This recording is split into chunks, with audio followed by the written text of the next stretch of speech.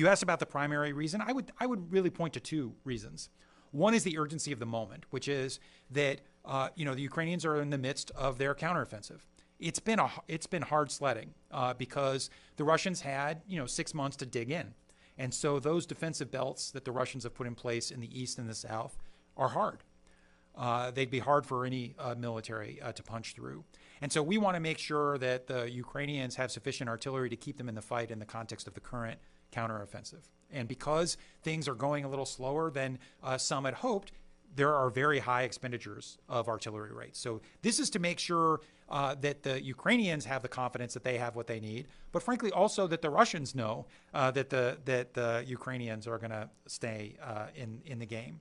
And then the second point, which is important, is we don't see this as a permanent solution, but rather a bridge. We've already substantially increased the production of unitary 155 millimeter rounds. The Europeans and others are also investing in their defense industrial base. That's good news, and it's starting to pay dividends. But the reality is we're going to need to build a bridge to the point at which that capacity is sufficient on a month-to-month basis to keep the Ukrainians in the artillery fight.